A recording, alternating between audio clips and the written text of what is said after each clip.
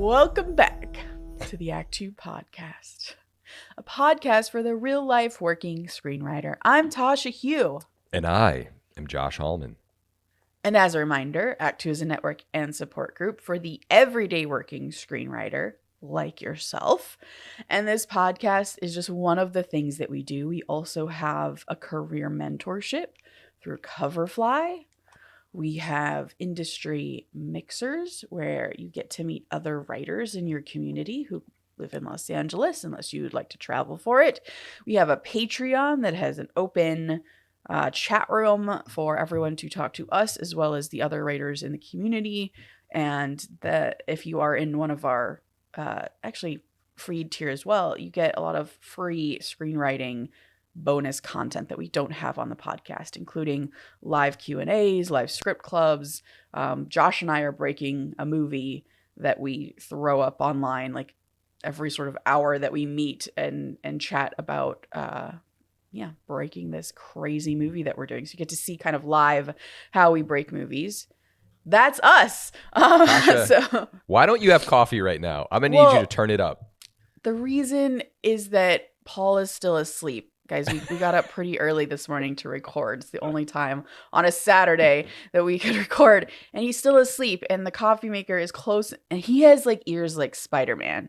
So I can't even be in the kitchen near the bedroom or he'll hear. So I'm a little lower today than usual. Oh, man.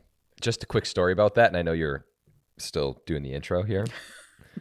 But please. When I left town, my wife was like, hey, so she like asked me like the most basic question about how to make coffee. Like, hey, how many scoops do we put into the coffee machine? And I was like, have you ever made coffee before? And I just realized like, it's me. I'm the coffee guy. I make it every morning. But anyway. Yeah.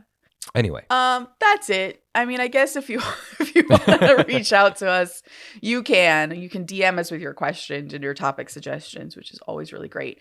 At ActTwoWriters@gmail.com, which is all spelled out, or on our Instagram and Twitter at ActTwoWriters. I am Story Thursday on Instagram and Tasha 3.0 on Twitter.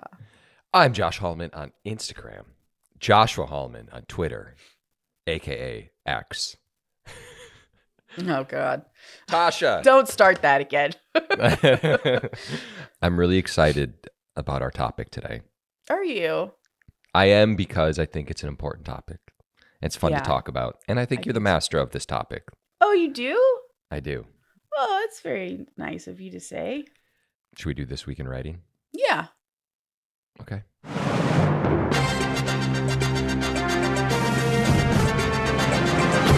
This Week in Writing.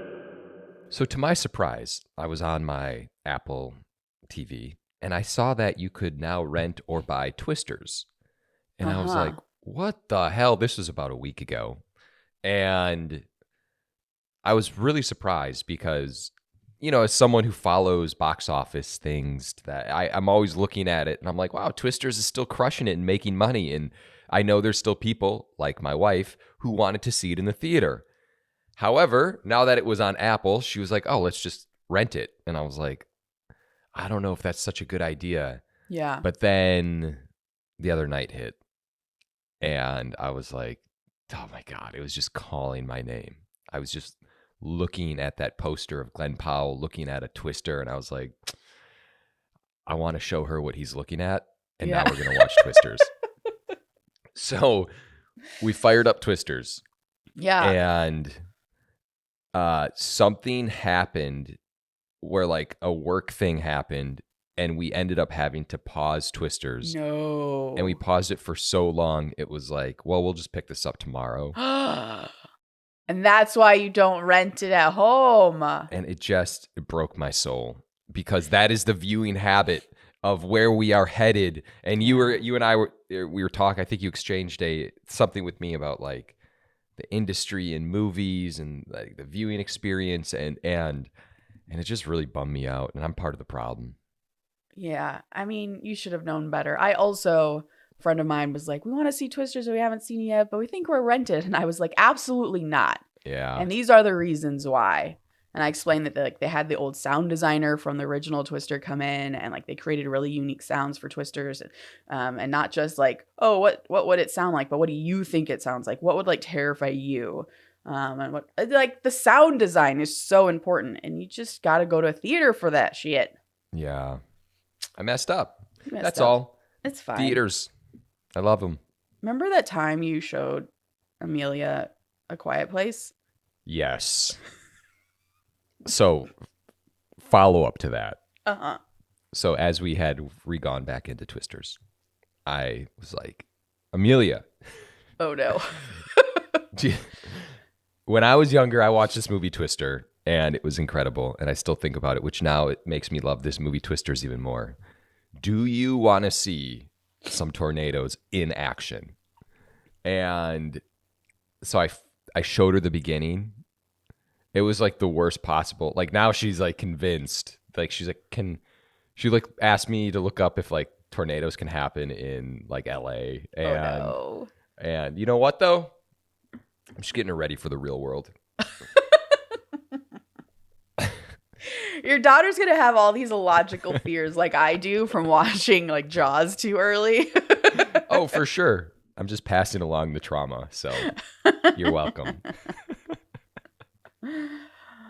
All right. Well, one of my this week's in writings is that I saw It Ends With Us. You did? The Blake Lively romance movie. Okay. I want to say that I don't watch these ever. I see rom-coms, and that's as far into romance as I will typically go. However, if there's romance in a movie as like a nice aside, I love it and I'm super into it. But these like romantic dramas are not really my thing.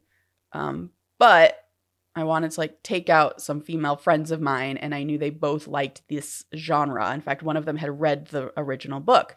And so we went and saw it, and I loved it. Really? I did. Did you cry? And I did. I cried a couple times, but the theater was as you would expect it to be. So all women. There were a few, like literally a few men. I could count them on one hand. And then most of the women were older, like I would say 40s, even 50s. I've never been to a viewing experience like this where there was that many women and it was this genre of a movie. And it is actually really fun. I don't know if you have either because, but like there were moments like when the romantic lead is like being like really sweet and gentle to Blake Lively, the women would just like sigh. There's just the collective, just like, no way. Oh. Yeah, 100%. And then there was a moment which is my favorite, where the camera like panned up and found the face of the other guy, because it's a romantic triangle, love triangle movie. The other guy, and we'd only seen him before as a teenager, so it was the first time we were seeing him as a grown man, and he is very attractive as a grown man. Spoiler alert. So the camera pans up and finds him, and the whole room just gasped. Really? Yeah, and it was amazing. It was like, usually I get this experience in like horror movies or action movies where the crowd is like laughing and they're just like the reactions of the crowd, which by the way, like this is the argument for theater going experiences. It is so different and always will be to have so many people sit in a black box together and watch something and experiencing it together. It was delightful. Did they gasp because of how good looking? Yeah, yes, because this teenage boy that we loved from being a teenager is now this god. I'm going to go see it. I want to know. It's good. It's good. I was with a group of people last night who were talking about some like in-depth It Ends With Us, like controversy and drama. I've heard a lot about it and seen some of the stuff, but it's so unrelated to the movie. It was so far over my head that it was also something where I was so far behind that I was like, I don't think it was like it was like season 4 was happening of a show and I was just learning about it and I was like, I can't keep it. No. All right, I'm gonna see it. I will say I've seen the press and stuff like that, and there are some very good looking individuals in that movie. Yeah, they're exceptionally good looking, and it's these books are like textbook in a way, and yet somehow this one is really good. I think thematically it deals with things that I'm really interested in and that are just generally like so relatable to women versus it just being kind of like just a romance. You know, there are themes underlying it that are more nuanced and interesting and human. But yeah, like the lead guy is this really, really good looking 6-pack like Greek god, but he's also a neurosurgeon. And then the other guy, her like alternate option, is this really good looking guy who like wears jean jackets. He's like more rugged than the like richer neurosurgeon, and he's a chef at the top restaurant in Boston. So just like it's the most kind of cliche setup you would imagine, but it really worked. Or maybe it's just me because I never see these movies, but everyone seemed to enjoy it. That's interesting because it sounds like they were both. Well, I know there's some heavy thematic elements to the movie, but are both of the guys like good guys in their own right? Like you can understand why she would be with both of them? Yes. Okay. Do you know what the premise of the movie is? I do not. But I do know that there's like a domestic violence element, and that's all I know. But I don't know how it all fits in together. Like okay. All right. So without knowing anything about the movie or the books and just knowing that good-looking guys are in it, I will say it is very effective in movies where when it's like the love triangle where like let's just say like the two other guys are equals and you understand why the person would go for each of those people. Yeah. I feel like those are the best kind of love triangles. Where you're like, oh, but I love those too because your heart is always broken no matter which they like Twilight. Like, yeah, it's similar. Oh God, yeah, like Twilight. Yeah. I think my friend Katie described this as adult Twilight. Okay. It wasn't like 50 Shades of Grey. Okay. No. All right, well, listen, we've got a great topic. Yes, we have a really cool topic, which is it's kind of around the idea of write what you know. And this idea that we're always told to write what you know, and what the fuck does that even mean, and how it's misinterpreted all the time. And then we kind of really want to narrow in on the idea of research behind projects. Yeah. So this concept of write what you know, we're told this all the time in film school, and when we come out here, I think people tell us this as well, like producers and stuff, which we take to mean that we being like new writers who come out to LA to try to do this thing as a job, which is write only your experiences, and that's obviously dumb. That's not what writing is. It's not what any writer in the history of writing has done. They write about like their truth and the way they see the world maybe, but they go to space, they go to world wars, they go, I don't know, all over the place to places they've never been, because that's part of writing. You take yourselves and your audience on an adventure to unknown places. So Josh and I are advocates of the write what you know in terms of write what you love versus write what you know from your own life experience. Does that make sense? I think so. So then that got us thinking about research. And if you are going to write about something you don't know about, it will require a certain amount of research, because we've all read scripts where someone did write about something they didn't know about. Like, let's say, I don't know what, like the Junior Olympics. Mm-hmm. And you could tell this person had never actually been to the Junior Olympics. Actually, my friend last night was saying that in this book, it ends with us, when she was reading it, she herself is a baker, and the author was talking about baking cookies. The chef guy, one of the first things he makes for Blake Lively's character are cookies. But the way it's described in the book, it's clear this author has never actually baked cookies before. And someone who has just baked a cookie knows that that's not the proper temperature, that's not the amount of minutes you put in the oven, and that's not how you stir it.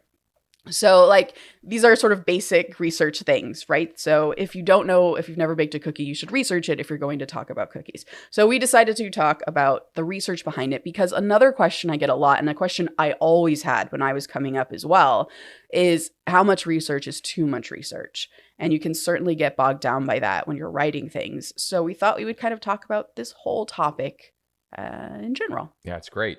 It's I know we're going to get into this, but there's different kind of levels to the research of things. And even like what you just said with cooking, I remember when I started to write action films, like there's certain weapons that I knew in my brain. Like I was like, oh, there's a huge gun that I want this person to carry. And even I used to, like when I started, I would describe it as like they're carrying such and such, like just a gun. But I remember reading scripts and it's like when people would go into detail about the kind of weapon or ammunition that was used, I remember it was such a specific thing that it always like made me realize, oh, they have a handle on exactly what they want to talk about. I didn't even think about that until you said the cookies, because that's a perfect example of like you need to have like little nuances down. Yeah.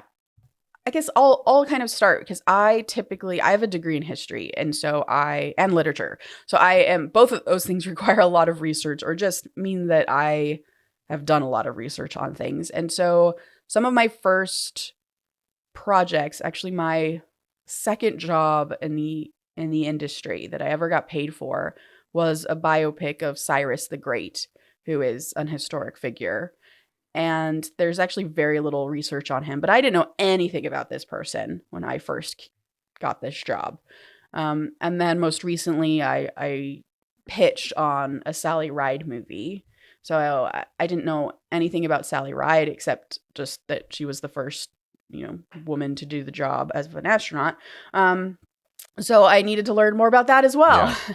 And this happens all the time, but it also happens on things that are not biopics, right? Like, just like you said, like you're writing an action movie and you have to research guns. I think Dave, friend of the podcast, still says he has a survival book that I got him because I for a time I was buying like military survival books because I was writing something set in like an ancient time period where my characters would have to like build traps if they wanted to eat and build weapons out of things they found in the woods. So I needed to know how to do that. So I bought these survival guides. So like it happens across any project that you're going to write, or it should, I think, because you are probably writing in worlds that you don't know anything about. So Josh, do you have scripts like this as well? Yes, I do. And I also just want to say, I don't know if this happens to you, but it's kind of interesting because I think a lot of times with research, the actual research doesn't end up in the script, but it's just like you're learning about something and then you're implementing it into the script. Let me get into an example. So I had developed an idea and written something which was about the special operations team that rescued Navy SEALs. And they are called the Saviors Elite. And they basically are the people who rescue the top of the top of the top. So if a Navy SEAL gets injured, there's like this covert operation group that goes in and gets them. But just to like kind of dive into this, like I didn't even know where to begin. So I just started to read about Navy SEALs. I started to read about like parajumpers, and I was learning about all of these like different things. And where I'd be interesting to see where you fall is there's like at some point it's like, do I really need to know that this person flies at this elevation and this speed? And there's what's interesting about the research is you never know like what you're going to need to use. And so and again, I'd be curious of your process, but like I'm just like constantly like I will have articles, but I'll also make like bullet points of things that I think are really important to the script and to character moments. And that's independent of like an emotional arc. That's just like getting the job down and locked in. Yeah. So that was just one of the most, I have a couple examples here that are like very different, and I'll get into the second one later. But yeah, that first one, because that's a little more accurate to someone's job. I feel like you need to like really, you just need to be accurate. Because if it actually is happening in the world. I feel like in that example, which I don't know anything about anything that you just said, but in that example where you mentioned like a velocity that someone might go when they're parachuting, I think you said, like that's interesting only because that could become a moment in your movie. If the velocity is like so extreme, that feels extra dangerous, or it feels like the body would have to move in a certain way, or it's just like there's like a fragility to how you move, or like that detail is something that I pick up on as a writer, is something that I may use that, I may not if it doesn't service me. And that's another thing that I think we will continue to talk about this episode, but it's important to sort of highlight now, is that if you find in your research things that don't service your script, do not feel like you have to put it in. Or like this velocity example, if you find the velocity that a body falls when it's parachuting doesn't fit with maybe what you're writing to, like they're having a conversation while skydiving, if that is really important, there is some like, it is a movie, right? So like we still can kind of like forgive certain things. However, we've also all seen movies where we're like, well, that's not believable that they could have that conversation in the middle of a twister. I don't know. Well, that's an interesting thing, because that's something that I was really thinking about when we were talking about this topic, was like figuring out that line of like, hey, is this believable? And if like the answer is yes, you're like, okay, let's throw it in. It's like just off the top of my head, that Mission Impossible movie where Tom Cruise jumps, Henry Cavill jumps out of the plane, Henry Cavill's like unconscious, and then Tom Cruise opens his parachute in the final moments, and he almost like crashes. Like he probably would be dead in real life, but I buy it that he's alive. Exactly. I think like you and I also shared an article where there is an example once from Jurassic Park, right? Where the person who wrote Jurassic Park, the script for the movies, pick any of them, they are not paleontologists, right? They're not zoologists. They don't know anything about animals. They're writers. But did they have a paleontologist consultant on call to be like, hey, is this something a dinosaur could do?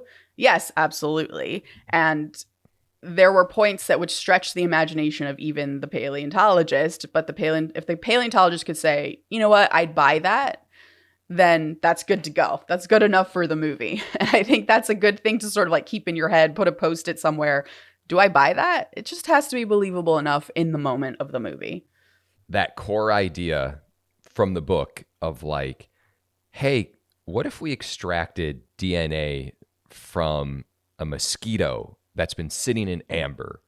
And like that alone, you're like, oh, yeah, I buy it. Jurassic Park is a believable thing. And I think people to this day probably still think Jurassic Park, like there's a part of me that believes that could happen. Like, why not? Yeah. So if you can find that one little hook of believability, you're golden. I sort of don't know where to start in a way, because I think every single thing I write requires research to some degree. So maybe I'll start on like the small end of where it's required. Like I'm writing a fantasy movie right now, and at one point the character is going to go into an immigrant neighborhood, and it's a fantasy world, so how that looks, I don't quite know yet. It's going to be unique to whatever that world is. However, I am going to eventually do research once I get the story down, because I know that this beat exists and it's just going to be in the movie. So it's a card up on the board. But once I have the whole movie down in cards and I figure out what the movie is, then I'll go into some research on it. And I will research sort of how immigrant neighborhoods in various big cities have felt over time, because I'm curious about like what Rome looked like, or how about like Tokyo. Like I just want to know sort of what the flavor is from different parts of the world, because again, this is fantasy, so I'm going to invent it from my own brain. But to feed that brain, I need to look at sort of everything, because I could take a little piece from Rome and I could take a little piece from modern day Tokyo and blend them together. And that might be sort of the fantasy thing that makes you feel like you're in a different place, but it will also feel so real because it has been researched and grounded into exactly how these communities really do feel in these various places. And I love that. Like one of the sort of guiding lights for me when I think of research and its effect on a movie is actually Lord of the Rings, weirdly or not, because that movie is so far from any true reality. But every time a character goes into a town or goes into a tavern, there's like a tangibility to all of those things that it feels like you could go in there. And that's why we love it so much. It feels like I could find that tavern somewhere and go get a drink there. And it's because everything down to the last detail is researched. It feels like it could live in a place, right? It's like Harry Potter. I mean, I didn't want to go to my obvious. Yeah. Yes, that's also why it's so good. So that's one way where research becomes handy on just like a scene level. It's another example. On Red Sonja, I would have to do research. Again, I would kind of create the story. The story comes first, which I think is something important to talk about for a lot of these things. Sometimes the research comes first, but I would say the majority of the time, your story comes first. This is the story I want to tell.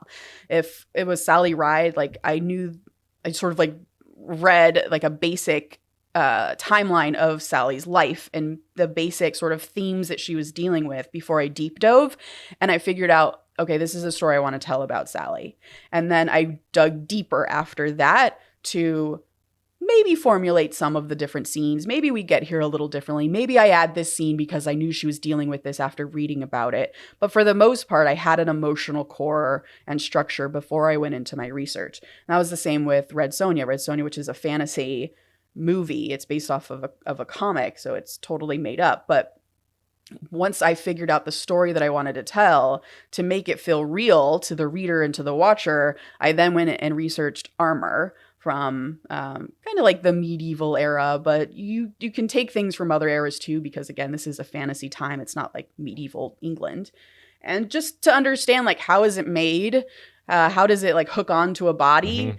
Because that can inform like the scene work. It can inform the blocking of a character in a certain scene. So that's when I would like hone in and do research on something like that. And then you have something sort of in the middle, like Tomb Raider, which again, I started from a place of character for thinking about that and thinking about structure, and then did a ton of research afterwards to figure out what adventure to set her on. But it started with, this is the arc I want to put her through.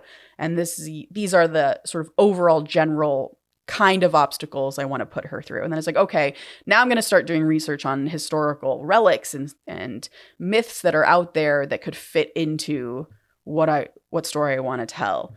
So that's another way to approach your research aspects. And I think is honestly the stronger approach, because if you start with a research first, you're going to be going forever because you don't have a guiding principle, a guiding light, a central question, if you will, that you're researching. It's interesting, but it is very similar to research in general. You know, like, and I think you're correct where you need to know what your character is and then kind of get into the research element of the world and beyond, because, yeah, you really can research forever.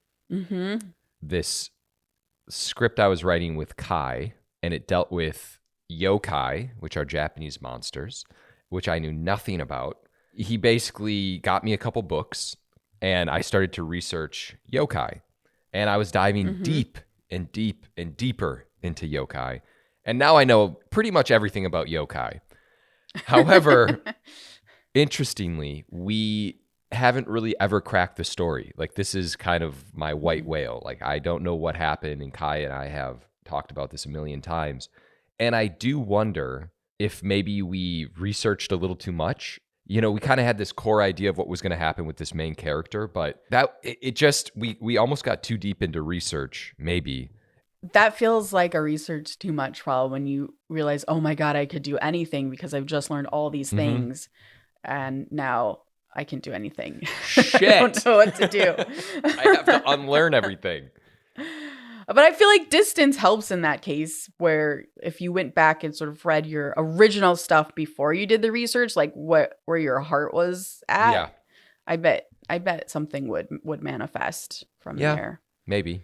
I've definitely been in those places. It's tough. And that's exactly how you feel. Like, oh shit, but I could do this. Oh, but then the research was really cool if I did that. And when you're in that place, you got to stop and you got to go back to the actual story you want to tell. The right what you know part of the equation. Yes. Which is, the theme, the heart of what you want to do. Yeah. And it's also interesting because it's you're going in so many different avenues. Like there's not knowing about a topic, and then there's not knowing about like a world or a genre, right? So a lot of times, if you and I are like, hey, we've never seen or written a horror film, let's write a horror film. Now that's like a whole other world of research. That's right. That's true. Yeah, but it's interesting. Can I ask, on your Kai project, how much of the story had you figured out before you dove into research? Like, did you have, here's my opening, here's my inciting incident, break into two, midpoint? Like, did you have that? Or you were just like, I know it's a father-son story and this kid goes to Japan and basically does X, Y, or Z? We had nothing. Kai was like, I want to tell a story about this one kid who goes through this, right? And it was just kind of the nuts and bolts of it. I remember having an early conversation with him saying, I was like, do I need to learn this much about yokai? And he's like, yeah, if we're going to be writing in this world, you have to learn about this. And maybe I knew deep down inside I was going to learn too much about yokai or something. Yeah. So it was kind of like, all right, well, how do these yokai fit into a story, as opposed to how does our story fit into yokai? Well, I think that's interesting because I think if I was given that by Kai, like the basic story that you just pitched, which is not really a story, it's just a guy who deals with yokai, right? I feel like I do have to learn about yokai to figure out how it influences him. And then if ghosts are particular to the person, then it reminds me, okay, if ghosts are particular to the person, then I can pick any fucking ghost I want to. I just need the story of this main character to be someone who's influenced by a ghost that's specifically geared for his problems. So now I go back to the story and I start thinking about what his problems are and what I want to deal with. But like I have that yokai stuff in the back of my head to sort of pull once I figure that stuff out. So like I do think it's not like sort of a one-to-one is what I'm saying. Like you may have the seed of a story, need to do a little bit more research, and then be like, okay, now that jumps me off to go back to my story and figure out that a little bit more. And then I'm going to go back to research. So like you're always kind of jumping back and forth, which I think is okay. But yeah, that gets certainly. I've definitely quit projects because I researched too much. So it happens. Wait, what can you talk about? You don't have to say the project, but what do you mean you had too much research and you're like, I know too much. I can't do this anymore. I know too much, and it maybe like countered with the story that I wanted to tell in that world, so I got kind of defeated. Gotcha. Do you remember Super Goops? Yeah, do I? Of course I remember it. I wanted to do a movie that was kind of set in the world of Gwyneth Paltrow and like make fun of it a little bit.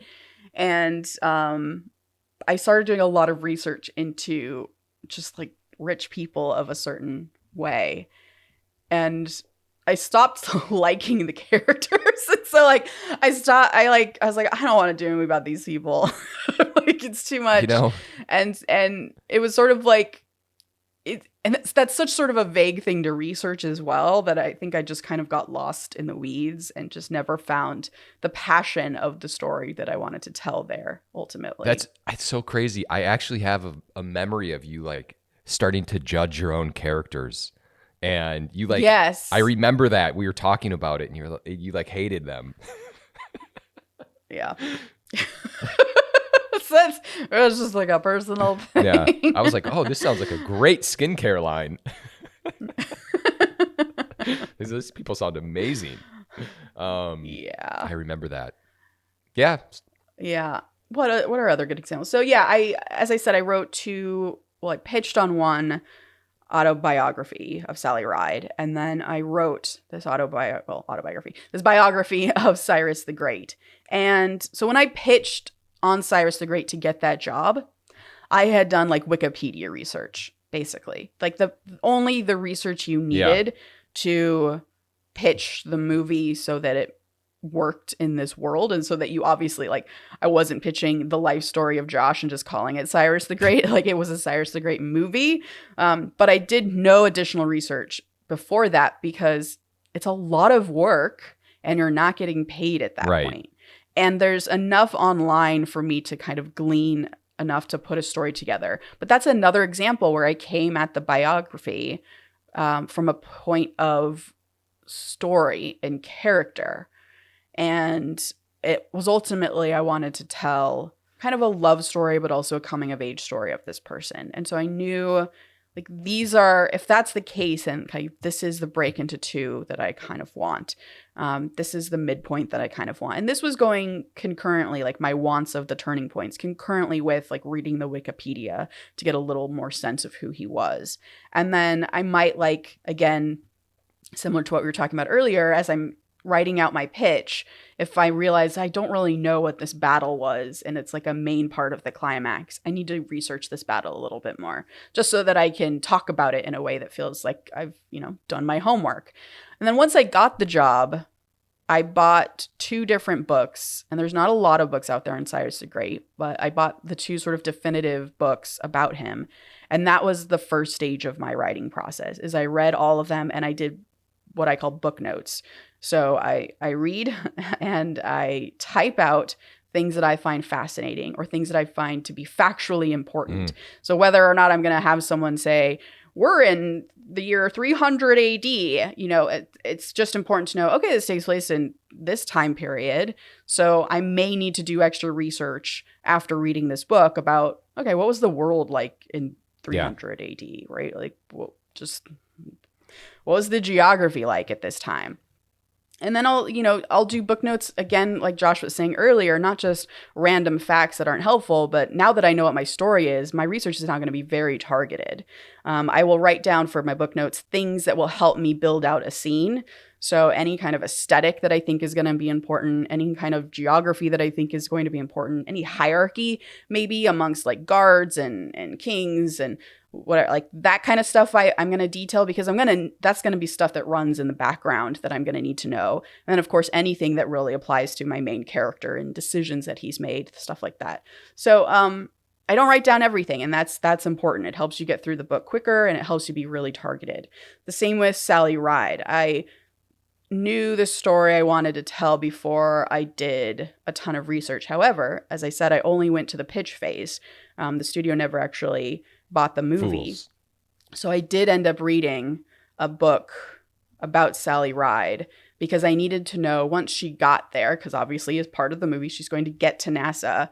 What kind of shit did they put their astronauts through? I just didn't know. So I had to read a book to understand what are the obstacles she was going to go through across Act 2. So that's partly why I did that research that early. But that's kind of how we research. And as you can see, I think the common thread, even though every project's going to be different, but the common thread is how is your research going to serve the story that you already know you want to tell? And I think that's the way that you will prevent yourself from just researching into infinity. That's perfect. How does your research serve your story? That's absolutely correct. Last thing is I was just thinking about Gladiator 2, and as maybe a perfect example of there's some historical accuracies, but also it's set in kind of a heightened world a little bit. I wasn't there, but I don't think there was rhinos running around and stabbing people like there were though. What? Actually. Yeah. And they filled the Colosseum with water and had pirate battles as well. Are you fucking kidding me? I'm not fucking kidding you. Okay, well, then it's historically accurate and I stand corrected. But that's a great example of how the history can surprise you in interesting ways. I bet they read about it and were like, well, we got to do that. Like, no one's ever seen that. That's fucking cool. And suddenly you have a set piece with a rhino. I'm good. I can't wait to see that movie. Okay, anyway. Yeah. So that's kind of, that's it. That's our topic about write what you know and how not to get too afraid of writing what you don't know. Mm-hmm. Quote of the day. Mm-hmm. As a writer, you try to listen to what others aren't saying and write about that silence. Stephen King. Yeah. Please remember to rate and subscribe. Follow us at ActTwoWriters for more awesome writing stuff. You can follow me, Tasha, at Story Thursday on Instagram or on Twitter at Tasha 3.0. I'm Josh Hallman on Instagram, Joshua Hallman on Twitter. And as always, the Act 2 podcast is a production of Act 2, a network and support group for the everyday working screenwriter. This episode was edited by Paul Lundquist.